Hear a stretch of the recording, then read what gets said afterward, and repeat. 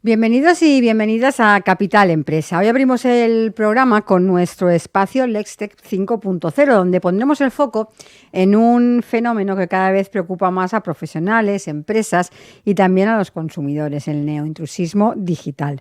Nuevos perfiles, nuevas herramientas y un entorno tecnológico que avanza más rápido que muchas regulaciones. Analizaremos qué está pasando, dónde están los límites y qué riesgos puede implicar para sectores profesionales y para la confianza en el entorno digital.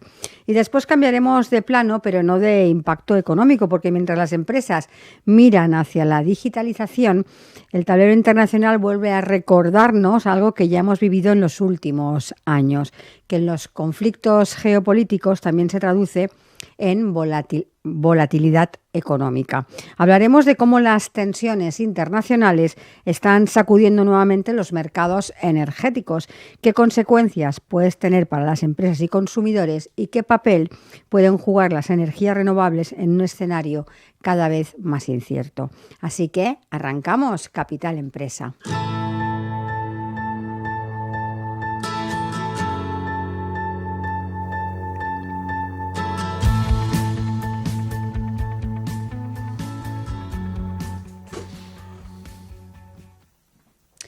Y hoy en nuestro espacio, el LexTech 5.0, hablamos de neointrusismo digital y para ello contamos en el estudio con la presencia de nuestro colaborador Jesús Soler, abogado experto en tecnología, que cada semana nos acompaña para traernos las novedades que puedan afectar a empresas y a profesionales. Jesús, buenos días. Buenos días. ¿Qué tal? ¿Qué tal? Pues aquí. Me ha encantado el nombre, eso de neointrusismo digital. Esto es la IA que me ha dado el nombre. No.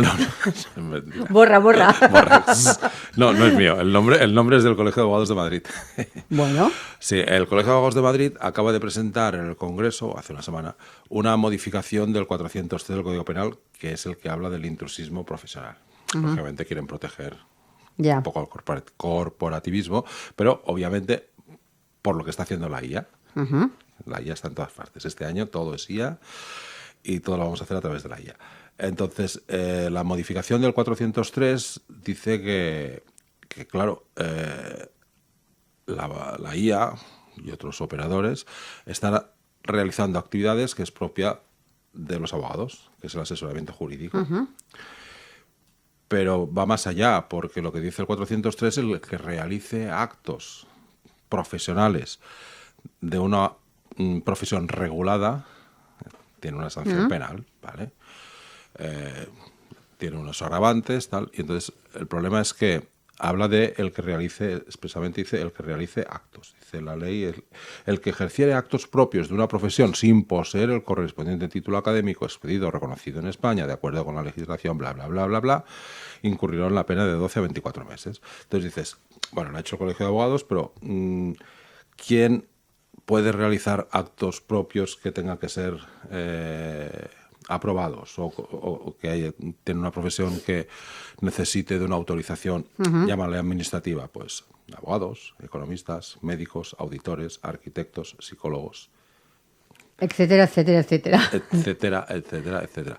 ¿Y qué es lo que está pasando con las IAs generativas o que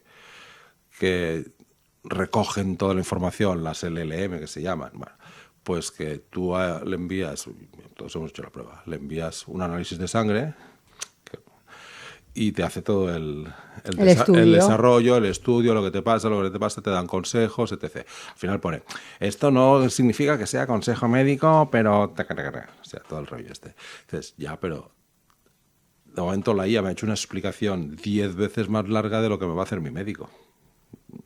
Y yo lo he hecho, he cogido una, he cogido otra de 3 meses después, las he metido en una IA, me ha explicado toda la Biblia y el médico me ha llamado, oye, que ya tenemos el análisis de sangre, sí, bueno, te ha subido un poquito esto y otro poquito lo otro, pero vigila con esto y vigila con lo otro. Digo, ya está. Digo, sí, tengo 4 folios. Tengo 4 folios de mi IA que me ha dicho la Biblia y que hasta qué hora me tengo que ir a dormir, ¿no? Entonces dices... ¿Qué es lo que pasa? Ese neointrusismo al final es herramientas que tenemos ahí, la IA, cualquiera de las plataformas estándar, leas el chat, el Copilot, el Gemini, todas, y las 200 que están saliendo cada día, porque cada día ya te apuntas un nombre nuevo que tienes que probar, ¿no? Sí. Buah. Y ahora ya no son las IAs puras, sino que son las IAs que complementan otras IAs que hacen cosas. Yo Exacto. venía pensando, digo, hace un mes estábamos pensando en N8N que hacía agentes, Sí, que hacían agentes una cosa digitales, y todo el mundo, sí. ¡guau! Hace agentes y hace cosas. Ahora ya N8N se ha acabado. Ahora hay ya directamente plataformas que tienen todos los agentes ya implementados y ya desarrollan cosas.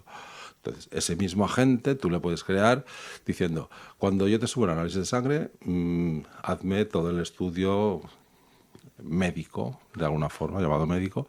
¿Por qué? Porque al final, si lo piensas fríamente, la IA o todas las IAs han recogido todo el conocimiento que hay, bien en Internet o bien en plataformas. Las jurídicas en concreto recogen todas las sentencias que son públicas, entran en todos los artículos de todos los cientos de despachos de abogados y de pensadores y Claro, de tienen tal, todo el conocimiento, digamos. que explican todo y en un minuto te lo han repasado todo y han cogido todas las fuentes. Yo ahora utilizo el Cloud y el Perplexity y encima te dice la fuente, esto sale del colegio de tal, esto del Sí. colegio de cual, esto de aquí, esto de allá. Y dices, veo la fuente y puedo irme directo a la fuente si yo quiero. Lo que te están haciendo es recopilar todo el conocimiento que hay en la red, que hay muchísimo, pero también hay un montón de conocimiento médico, porque entra en todas las revistas médicas, entra en todos los perfiles de la OMS, donde diciendo que la tensión Correcto. tiene que ser de 80 a 120 y todo lo que sea, todos los perfiles, y ya te hacen el estudio diciendo, no, sí, pero en tal año cambió de tal. Dices, O sea, todo lo que no te explica tu médico, o todo lo que no te explican los profesionales, o todo lo que no te explican los psicólogos, te lo está haciendo una herramienta que encima es gratis. Y te lo hace el triple de rápido y a domicilio. ¿Esto es intrusismo? Hombre, sí, desde el punto de vista corporativo, porque yo tengo que hacer un asesoramiento jurídico y, lógicamente, tengo unas reglas deontológicas, que eso se las puede saltar perfectamente la IA. La IA tiene uno de los grandes inconvenientes, es que tiene la obligación de responder, aunque se lo invente.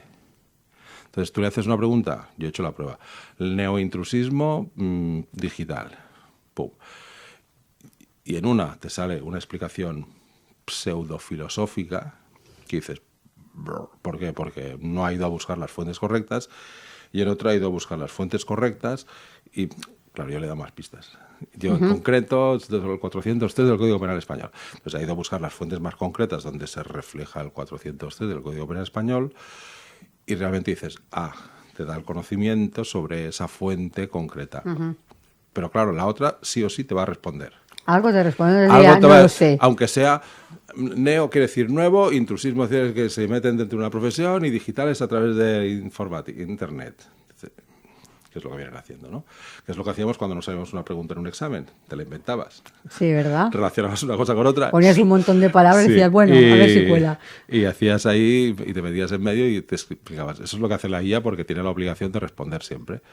Los LLM, los sistemas de lenguaje, siempre tienen que responder. Entonces, tiene que ser tu criterio el que te diga si me fío de lo que me dice o no me fío de lo que me dice. Tal como lo tiene planteado el Colegio de Abogados de Madrid, deja unas incertidumbres muy importantes en cuanto a la legislación. Porque, por ejemplo, las modificaciones que quiere hacer es meter un nuevo artículo, o sea, una modificación del artículo que dice la relación propuesta. Espérate, que soy yo. Vale, y todo el rato me está sonando el...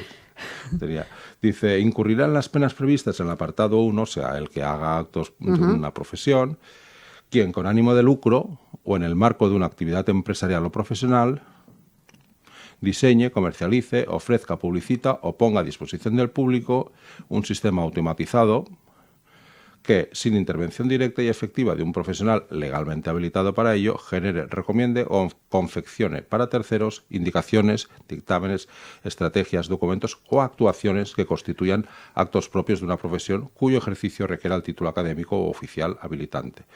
Cuando el servicio se presente o resulte objetivamente idóneo para ser entendido como prestación profesional al destinatario.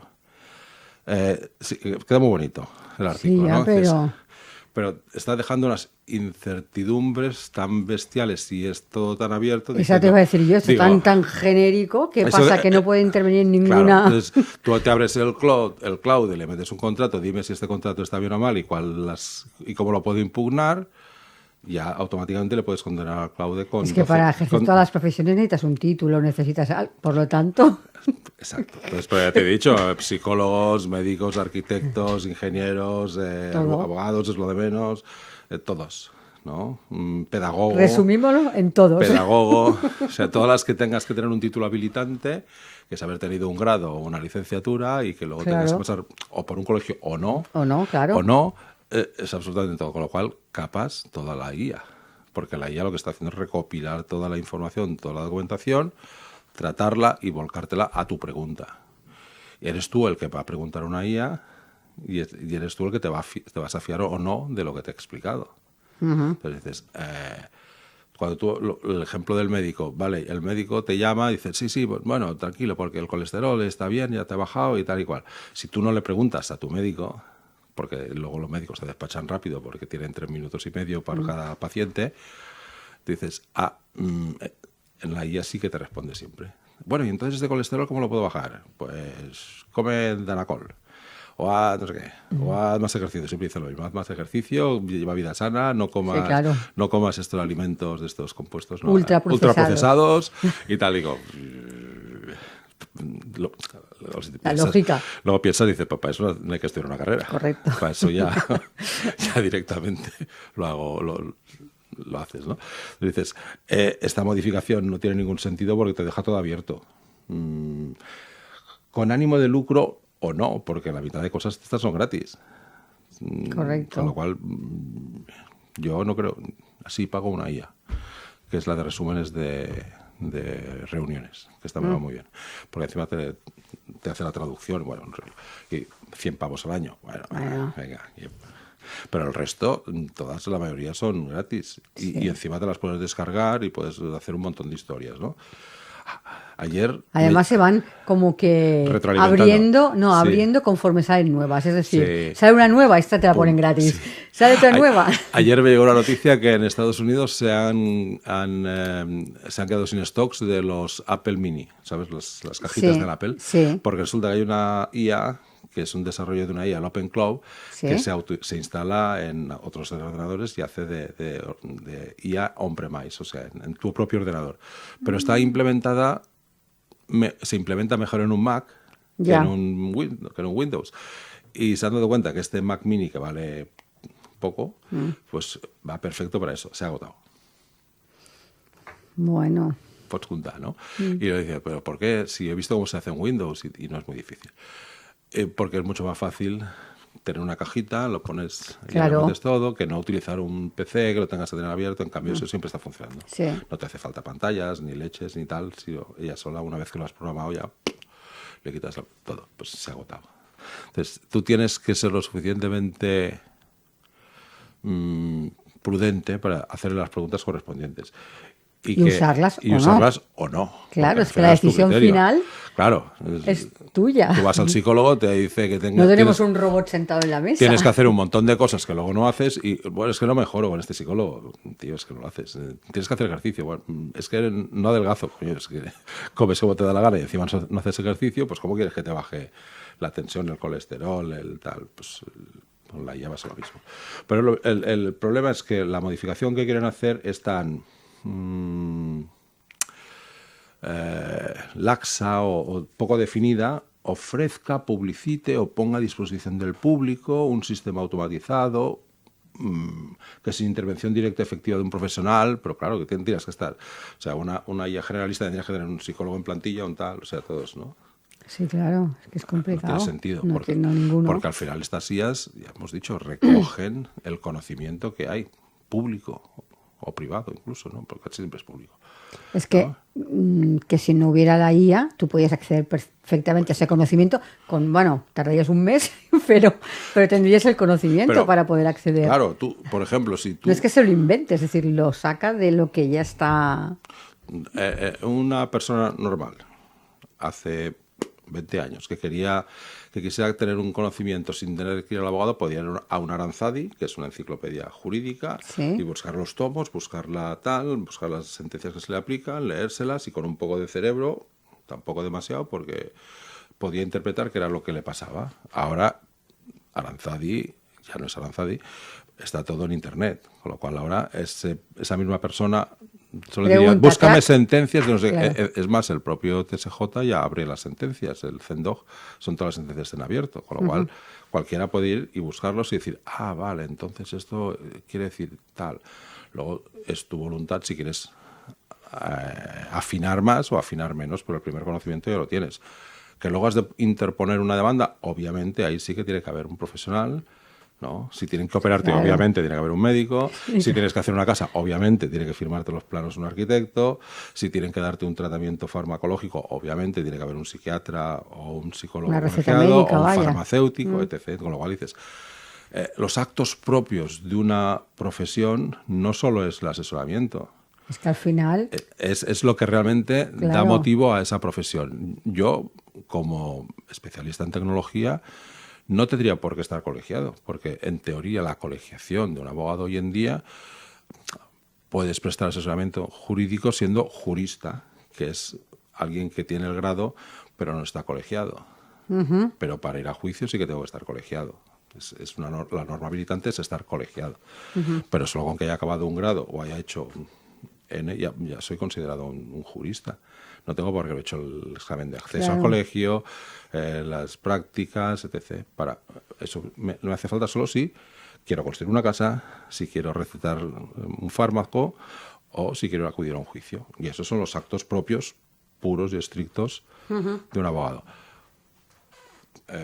Lógicamente, corporativamente, decimos que el asesoramiento jurídico es nuestro, no es de los abogados. Pero cuidado, porque también están los graduados sociales, los de relaciones laborales que hacen asesoramiento jurídico de De las laboral. relaciones laborales, Sí. y ahí la rama se ha abierto. Claro. Con lo cual, actos propios de una profesión. Diseñe, comercialice, ofrezca, publicite o ponga a disposición del público. Cuando habla ofrezca, publicite o ponga a disposición, hay un gran despacho donde el que lo creó todavía no tenía el título de derecho y es muy famoso. Se lo sacó cuando ya tenía el despacho y había hecho anuncios. cuando ya el despacho era conocido. Y esa persona todavía no tenía el título. No es un youtuber, bueno, es un tío más o menos que también hace asesoramiento, que no tiene el título. Tiene 10 abogados detrás, pero él, que es la cabeza visible y el que habla y el que hace la mención y el que da nombre al despacho, no es abogado. Es un empresario. Entonces dices, Claro, entonces, hay dueños que de... puedes decir, no nos hace falta la IA para hacerse en buen Estados aquí no hay mucho, pero en Estados Unidos los dueños de los despachos son grandes fondos. Sí, Y aquí hay un par. O sea, que dices, ¿te hace falta ser abogado para tener un despacho de abogados y prestar asesoramiento jurídico? Tienes que tener equipo para ir a juicio, Entonces, eso pasa en muchas profesiones. Para abrir una farmacia, Bueno, necesitas la licencia de un farmacéutico, pero luego quien está detrás del mostrador, los mancebos. Oye, yo asesoré a un hombre que hacía implantes al principio de los implantes sí. antes de Turquía y no tenía el título de médico. Tenía el título en Francia de implantador de pelos. Yo no sé qué título debía ser, ¿no? Era un título así. Pero digo, pero usted no es médico. No, yo tengo el título de Francia. ¿Y puede ejercer en España? Sí. Porque digo, vale. esos vacíos que hay a veces, ¿no? Sí, digo, vale, ¿no? Para aplicarte unas cremas tienes que ser esteticista o dermatólogo, no. Ya. Para inyectarte Botox, todos los que inyectan Botox en las tiendas de estética son médicos. No. Para utilizar una jeringuilla e inyectarte algo, ¿necesitas ser médico? No. Vas a internet y te puedes descargar ácido hialurónico y otras sustancias y vitamina C en internet. Sí. Y tú te inyectas vitamina C. O lo que sea, ¿no? Entonces, hace falta realmente, para operar, para ir a juicio, para construir una casa, para recetar todo lo que está prescrito, el resto. Esta mañana había un TikTok donde una farmacéutica, que era muy curioso, decía, voy a hablar de medicamentos con receta y es su homólogo exactamente sin receta. Y decía, del tal, este va sin receta, este va con receta y este va sin receta y es exactamente el mismo. Digo, guay, qué guay. Pues sí, pues Digo, sí. qué guay. Claro, los farmacéuticos realmente pueden prescribir fármacos que no sean, o sea, que pueden ser homólogos a lo que ha prescrito un médico. Ya. Eso lo pueden hacer. Con lo cual dices, ¿puede hacer esto esta chica? Yo creo que sí. Y te estaba diciendo, el Spirofren, su sustituto, sin receta, es el Pitipifren. Qué guay. Sí, sí. Entonces, eso... Ojo, la siguiente derivada, ¿eso lo está haciendo de forma automatizada en redes y divulgándolo? Sí. ¿Es un ilícito? ¿Sería intrusismo? Porque realmente está diciendo un medicamento que tiene que prescribir un médico y lo está prescribiendo ella sin necesidad de receta. No sé Entonces, yo. fíjate que este artículo da... No, da para... Entonces, las críticas que algunos autores han hecho hacia esta posible modificación es que, tal como está redactado, de actos propios de una profesión sin poseer el correspondiente título habilitante, no define lo que es un acto propio. Claro. O sea, Queda tan abierto. el único acto propio que yo tengo que hacer como abogado, que necesito una habilitación de un colegio de abogados, es acudir a juicio. Porque yo si voy al juez y le digo que no estoy colegiado, me dirá que yo no puedo asistir al juicio. Ni puedo togarme, ni puedo estar en estrados. Y lo mismo pasará con un arquitecto. No, pero es que yo he construido cientos de millones de casas porque soy constructor. Vale, usted tiene el título de arquitecto. No puede firmar ni planos, no ni puede nada. firmar planos, pero si es que yo sé construir la casa mejor que el mejor arquitecto. Ya, necesitamos un arquitecto que firme. Porque hay una responsabilidad profesional, si la casa se cae, usted será el que la ha hecho y tendrá su seguro de cenar y todo lo que quiera, pero que al final el habilitante para que esa casa te dé una garantía de que funciona, y lo mismo para un juicio, lo mismo para un tratamiento médico o una operación, es que esa persona realmente tenga una habilitación profesional que al final es la que da la administración. Al final todo se retroalimenta el corporativismo colegial, que está bien, y el corporativismo administrativo de la administración. No, es que yo solo quiero que esta serie de actos propios los hagan las personas que yo diga que lo hacen, porque han pasado por el filtro, porque han seguido los estudios, porque más o menos sé la calidad, entre comillas, de lo que lo hacen. En cambio, una IA que tiene muchísimo más conocimiento, claro, muchísimo más lo conocimiento, tiene todo el conocimiento. lo tiene todo el conocimiento, no ha pasado por ese filtro habilitante de esa colegiación. En Estados Unidos hubo una sanción al principio de todo de la IA, donde un abogado había hecho un juicio con asistencia de la IA. Era la IA la que hablaba y él solo recitaba lo que le iba escribiendo la IA. Y lo cazaron, pues decía, tío.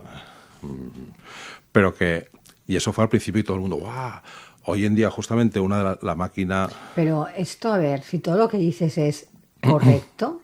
Claro. Es decir, no hay equivocación claro, ninguna, porque mi una fuente, cosa es que metas, como aquella vez que comentamos, que se hacían informes con errores. Y hacían sentencias falsas. Exacto, eso sí, pero si tú estás en un juicio, todo lo que dices es legal, veraz y correcto, tampoco te pueden decir nada, ¿no? Por ejemplo, la herramienta esta que ha agotado el Mac Mini, justamente es una LLM que tiene un sistema conversacional, o sea que yo le puedo decir y grabar lo que estoy oyendo y me va recitando, me va explicando las modificaciones nuevas. O sea, podemos estar hablando, oye, te has dejado de hablar de no sé qué. Claro. Aquí la IA me puede decir, te has olvidado de hablar de las propuestas de introducción de fórmulas de tipo ofrecer, tal. Te has olvidado de hablar del riesgo de colisión con la libertad de expresión en la información. ¿Vale? Por ejemplo, aquí dice, ¿cuántos programas de televisión hacen asesoramiento médico, entre comillas, nutricional, psicológico, jurídico en algún caso? Y encima los que están haciendo son estos influencers, los que están sí. ¿no? Dices, ¿cuántos programas de tertulianos, etc., hacen Sí, esas cosas. sí, sí. Así. Entonces, problemas específicos de la IA y las plataformas digitales. ¿Ves? Te va dictando, imagínate que eso te lo va haciendo en tiempo real, tú estás en el juicio y vas leyendo y en función de lo que te has olvidado de no sé qué. O sea, tienes un sistema conversacional. ¿Por qué no? Que Sí, sí. es la siguiente. Yo creo que con esto de la IA vamos a ver sentencias como estas y leyes y cosas que va a estar ¿No? tan abiertas y tan a ver lo que pasa. Claro. Pero que lo que es lo que decimos, cada día tenemos una novedad que dices, la semana que viene seguro que tendremos otra plataforma que hace ¡vuela! Lo que hacía la otra más 7 más. Más 7 más, porque encima las van agrupando, encima los que son muy frikis, muy informáticos, enseguida no son tan complicadas informáticamente de hacer cosas, y que cualquiera que se preocupe un poquito, enseguida ve cómo hacerlo. ¿Cuánta gente ha salido haciéndose expertos en IA que hasta ayer no sabían nada de informática? Muchos, y los que saldrán. Y los que saldrán, dices, ¿y esto quién es? Sí, porque hago agentes no sé qué, hago no sé cuántos. Ahora he implementado el Open Cloud haciendo no sé qué. Bueno. Y hasta ayer hacían páginas web, o hacían no sé qué, o hacían 4 cosas. Pero son herramientas que son más o menos fáciles de cogerles el truquito en cuanto estás una hora trasteando con ellas y encima es muy fácil aparentar que eres un experto de la leche. Pues sí. ¿No?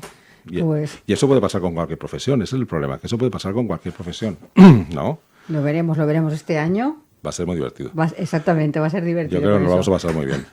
Pues Jesús, como siempre, muchísimas gracias por la información y la semana que viene más. Lo que pasa es que he puesto el listón del nombre muy alto y a la semana que viene...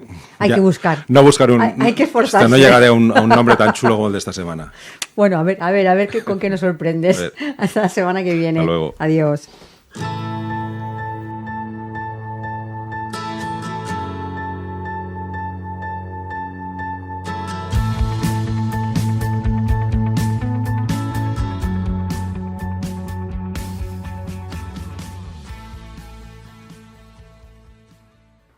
Vivimos en un momento de enorme volatilidad en los mercados de la energía. Las tensiones geopolíticas, los conflictos internacionales y la fuerte dependencia de los combustibles fósiles vuelven a poner sobre la mesa una pregunta clave. ¿Hasta qué punto somos realmente independientes desde el punto de vista energético? Y sobre todo, ¿qué alternativas tenemos para protegernos frente a estas sacudidas que terminan reflejándose en el precio de la luz, del gas o del combustible?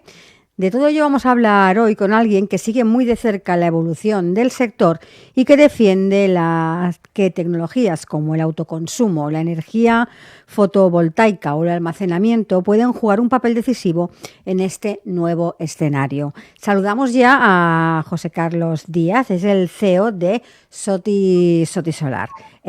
Señor Díaz, bienvenido. Muchas gracias. Para empezar, estamos, como comentaba, viviendo semanas de mucha tensión internacional y cada vez que ocurre algo así parece que la energía vuelve al centro de todas las conversaciones. ¿Qué está pasando ahora mismo en el mercado energético global? Bueno, estamos viendo lo que es esa dependencia energética que tenemos, no solamente Occidente, sino el mundo entero, de los combustibles fósiles. Está viendo lo que ya ha sucedido hasta en 5 ocasiones en los últimos 30 años y que pone de manifiesto, como digo, esa dependencia. Estamos pasando de un escenario que se ha activado con las actividades bélicas hace un par de semanas, de un escenario de alta volatilidad, ya a un escenario en el que estamos ante una crisis de suministro general y globalizada, una crisis estructural. Y esto es básicamente por 2 motivos. Básicamente, como digo, no solamente es el crudo.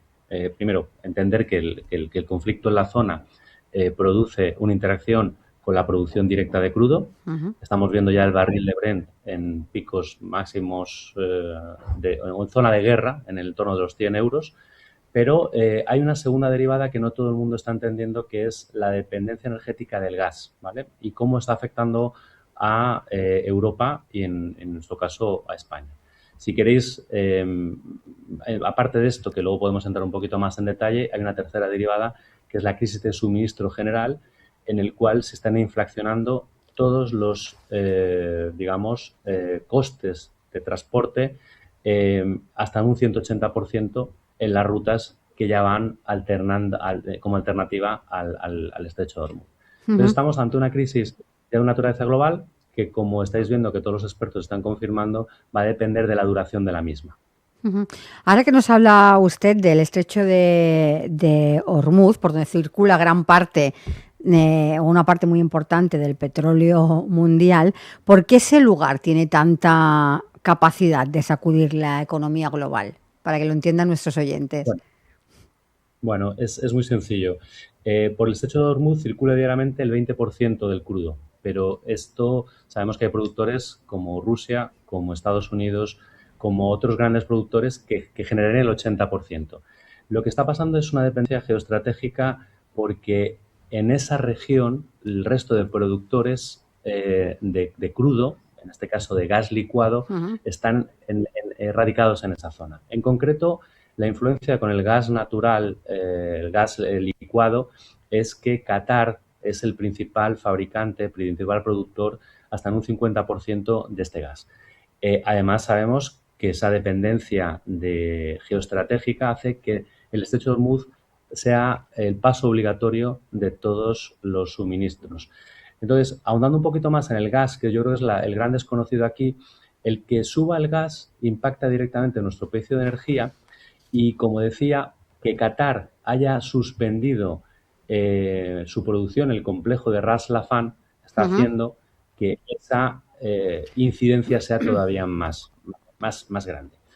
Aunamos a este efecto de cese inmediato de la producción un segundo efecto, y es que Europa normalmente cuando pasa el invierno, es un abastecimiento de gas natural. Y en este caso estamos viendo cómo en el año anterior el suministro o, digamos, el almacenamiento que hemos hecho ha sido inferior hasta casi un 50% de lo habitual. Y esto es algo que está, que nos ha pillado desprevenidos con ese corte radical y que, como digo, tiene un impacto directo en la electricidad, en el precio de la electricidad. Si queréis explicamos esto un poquito más, pero te dejo que me... Sí, iba por ahí mi pregunta, ¿no? En ese impacto real que esta situación puede tener en los hogares españoles en los próximos meses, porque estamos viendo lo que pasa ahora, pero esto va a tener impacto en meses venideros, ¿no? Y también un poco hasta qué punto este precio, hablando ya de las empresas, especialmente en las industrias con alto consumo energético, también hasta qué punto el precio de la energía puede poner, digámoslo así, en riesgo sus márgenes o incluso su competitividad. 100%. Para entender el por qué una situación alejada geográficamente, pero con un impacto reducido en el petróleo, estamos hablando que, como decía, solamente el 20% está afectado a nivel de crudo, a nivel de lo que son los combustibles. Estamos viendo subidas de 10 céntimos por semana en lo que es el diésel, la gasolina, pero cuando nos llevamos a la electricidad el impacto es mayor. Estamos viendo subidas que se van a hacer efectivas en este mes de casi el doble, empezando por un 50% en el mes de marzo, y progresivamente se irán incrementando, dependiendo evidentemente del tipo de tarifa. Si queréis luego entramos un poquito más, explicamos, ¿vale? Pero en el peor caso podemos estar hablando de una subida del 50% frente a lo que un hogar estaba pagando en el mes de enero.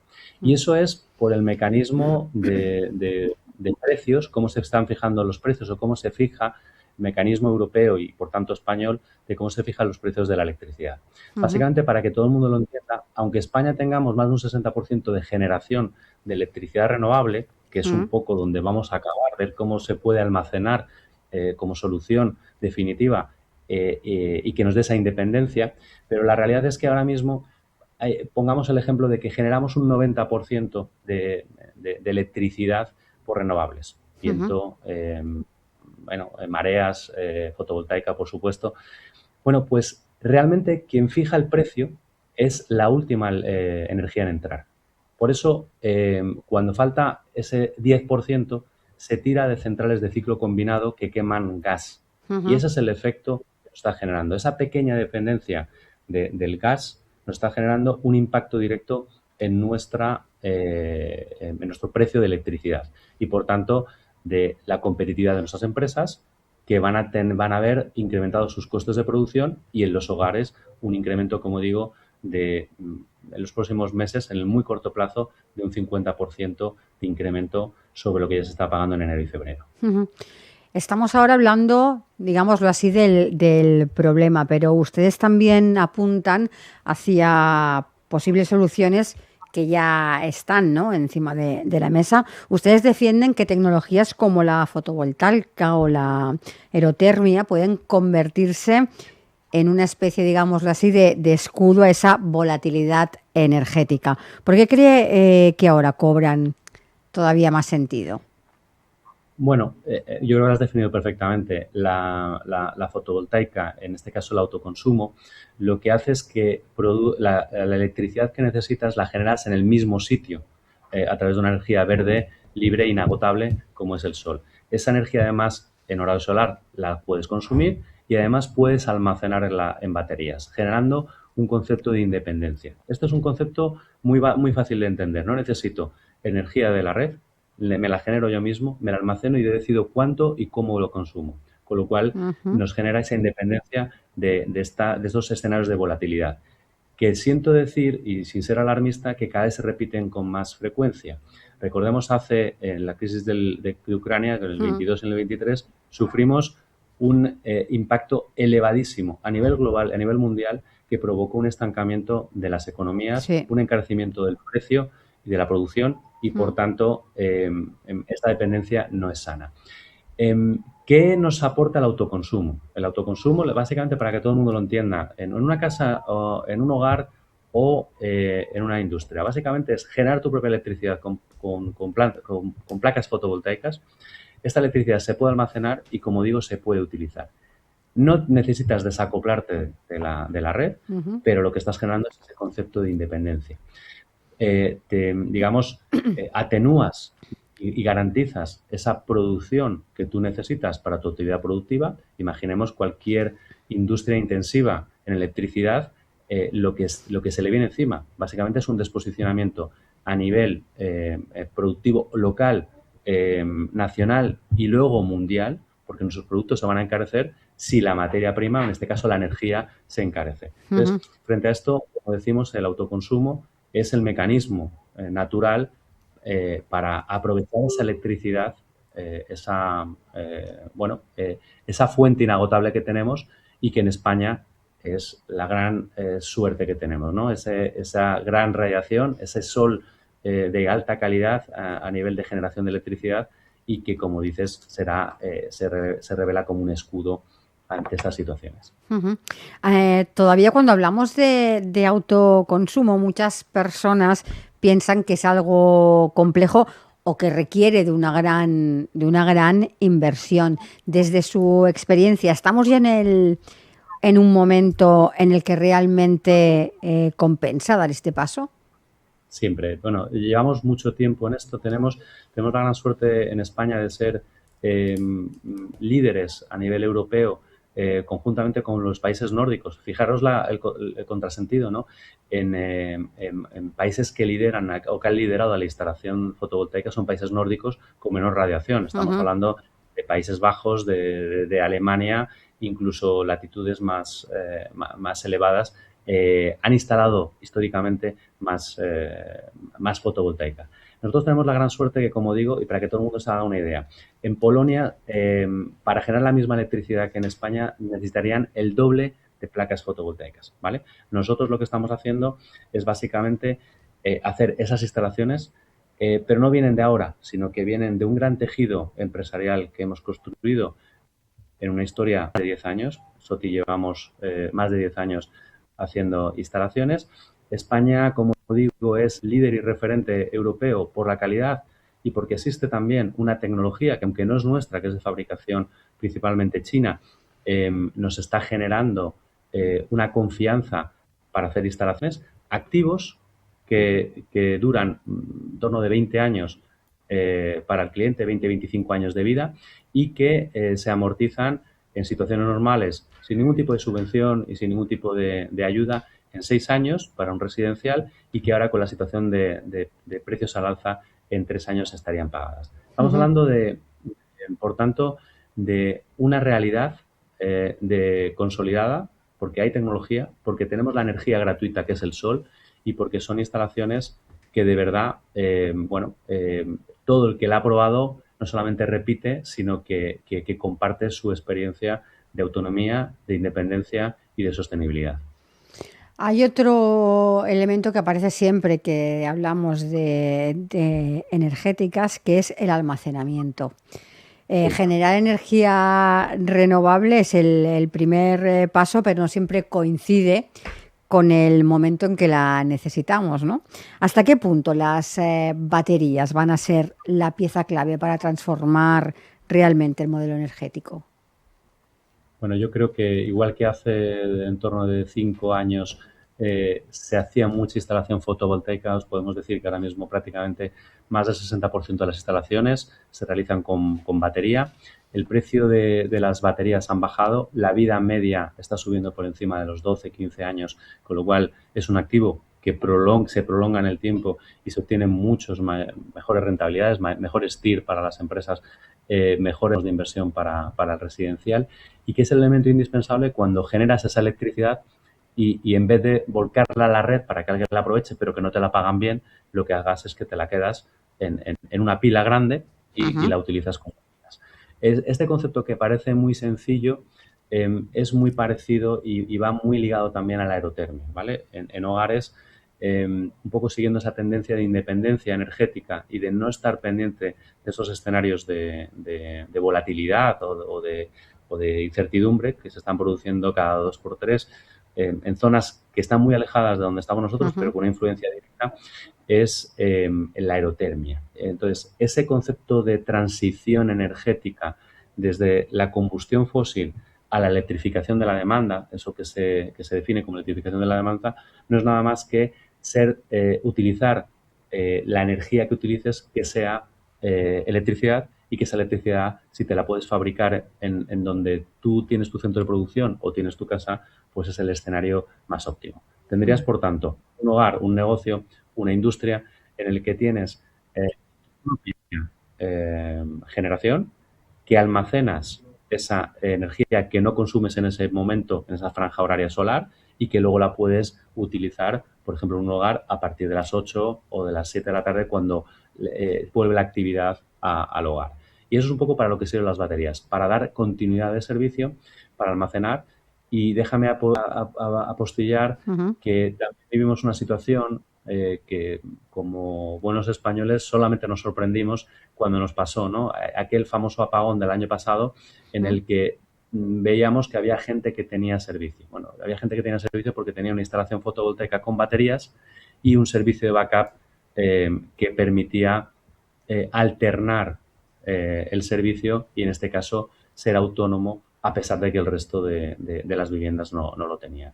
Bueno, yo creo que al final el autoconsumo es un ecosistema que desacopla esa necesidad de la red y que te vuelve inmune ante estas subidas y te hace estar mucho más tranquilo generando electricidad verde. ¿Cree que en los próximos años en hogares y empresas ese va a ser un poco el escenario? Es decir, funcionar como pequeños centros de producción energética, la de generando, almacenando y gestionando su propia electricidad. Yo creo que no hay una decisión, o sea, no es una única decisión o opción dentro de lo que es la transición energética. Lo que sí tenemos claro es que los combustibles fósiles van a acabar teniendo que salir de la ecuación.